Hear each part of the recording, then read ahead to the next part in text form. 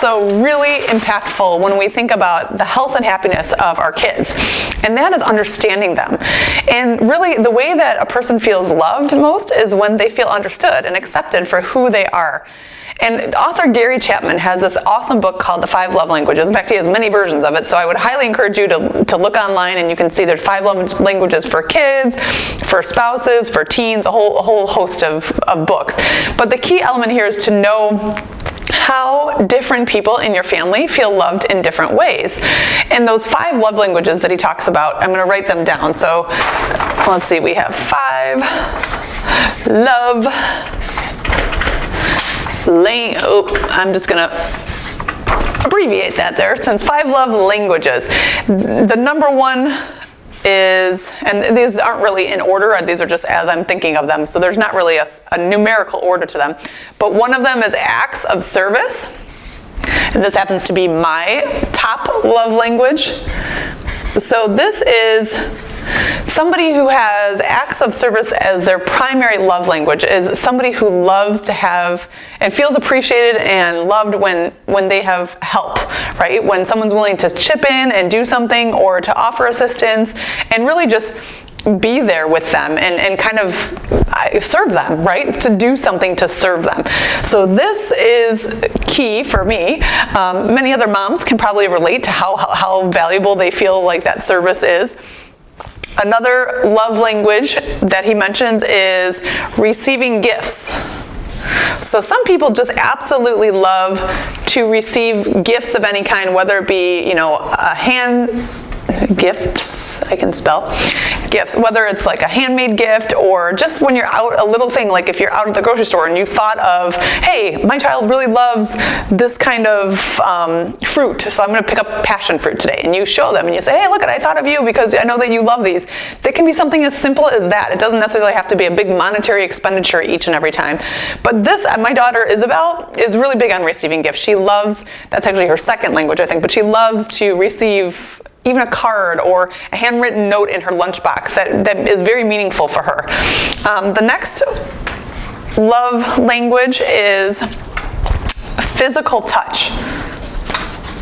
So this, again, is pretty obvious, but hugs, cuddle, kisses when appropriate. Obviously, this is always appropriate physical touch, so if it's in between spouses, that's a different dynamic than when it's with children. But sometimes I think we forget about all of the forms of physical touch that we can have in our life and in our environment. This is Mike's top love language, so he really thrives on physical touch. And it's funny because he's like, yeah, I know that I always want touch with you, my wife. I've always been very physically attracted to you.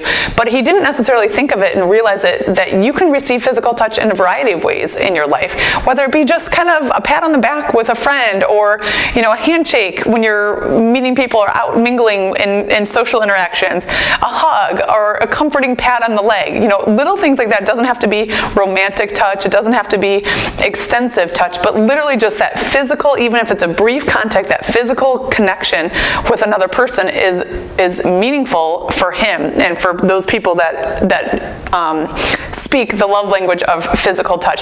If this is for a child of yours, that may be the child that absolutely loves to have their shoulders rubbed or their feet tickled, or just kind of a hug after school.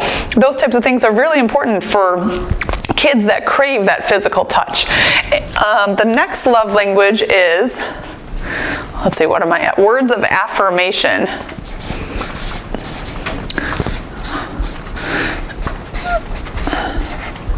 Affirmation. So this is for the child that really likes to be built up by your acknowledgement and by saying things to them. So maybe, you could give a hug after a great performance at the dance recital. You could even give them flowers, but that's not as meaningful as the words that you say when you're like, honey, I saw you smile and you seem to have so much fun. It was such a pleasure to get to witness that, or to see your joy. Words of affirmation. When they come home from school and have taken a test, you could, celebrate with, I don't know, a special treat or do something, but that may not be as meaningful to the child that's looking for those words of affirmation as if you said, wow, I noticed that you really studied and worked hard. Congratulations. This was a great accomplishment. little things like that, or even like if they help a sibling out and you notice it and you're like, hey, thanks for helping your sister tie her shoes. Little positive encouragement, words of affirmation is really meaningful for that person. And then what am I missing? Acts of service, receiving gifts, physical touch, words of affirmation, and why is it escaping me right now?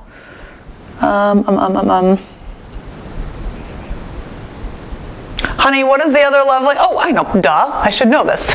I'm like, I do know that there's one, and 2 of my daughters, this is their love language, so shame on me, I should have. Quality time. So, for my daughter Julia and Avery as well, just simply being present with them.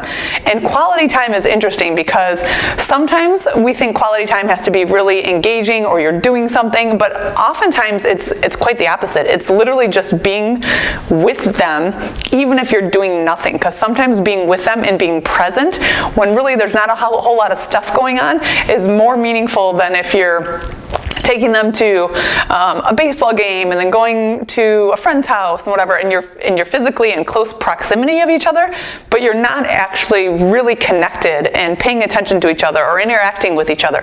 That is the key here for the quality time, is the intentional focus and interaction between 2 people. So for a person that likes quality time, even carving out 5 minutes before bed and stopping in their room, if you have a daughter like I do, Julia, who loves that, even if I can just sit down on the corner of her bed and talk to her about her day for 5 minutes, that is incredibly meaningful for her, because that's how she feels loved, and that's how she knows that I thought of her. Whereas, like I said, Isabel, I can put a note in her lunchbox, and that's really meaningful for her. Taylor loves words of affirmation, so for her, it's really meaningful to say something. Yesterday, we were swimming at the pool at Lifetime, and she did such a great job of, learning to get across and paddle on her own. I said, Taylor, congratulations! Like, you were lifting your head and breathing by yourself and making it to the side, and that was like, you should have seen the beam, the smile on her face. So knowing what is unique for your child, and then being aware of how you can intentionally provide that to them on a daily basis, or provide that in their life, is so meaningful. And I'm going to share kind of a funny story about our situation between Mike and I. This is really important for spouses too, because like I said, my number 1 love language is acts of service, and Mike's number 1 love language is physical touch. And sometimes we don't realize it. Oftentimes when you're not paying attention, you tend to do what is most natural for you in the way that you interpret love. So in other words, I interpret love when people do things for me and serve me.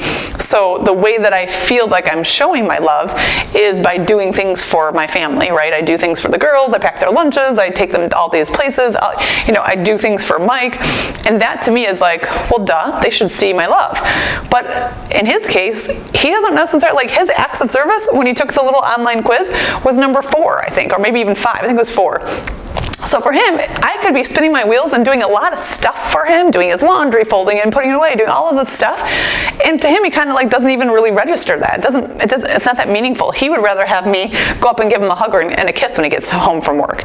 And for a long time, we didn't realize how being unaware of the other person's love language, how they feel loved the most, really can become frustrating, right? Because here I was doing a ton of things for people, and it didn't seem to be appreciated. None of my kids, and none of my family has acts of service as their primary love language. So as much as I was working really hard to do a lot of things for a lot of people, I started to feel resentful, because I was like, man, I do freaking everything for you guys, and you're not even thankful for it, right?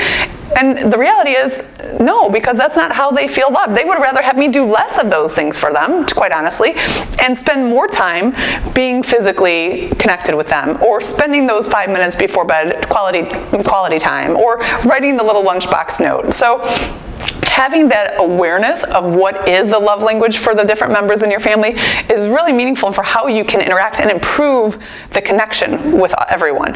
So how do we find out what those love languages are? Well, for those, if you have kids and spouses, anyone adult, I would say from age 7 and above, maybe 8 and above, you can go online to 5lovelanguages.com and I'll put the link in this video, but you can take an online quiz where they ask you questions, and then it literally ranks from 1 to 5 what your love languages are.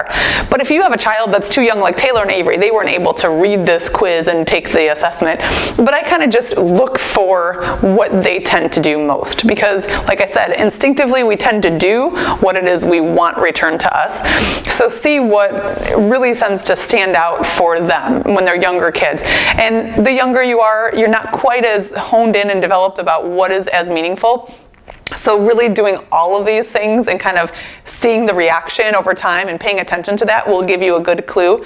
But like I said, it's all about that awareness factor. When you can start to intentionally do things, you can just be that much, it's like work smarter, not harder, right? You can do less, but have a bigger benefit instead of trying to do all of these things and have no one notice.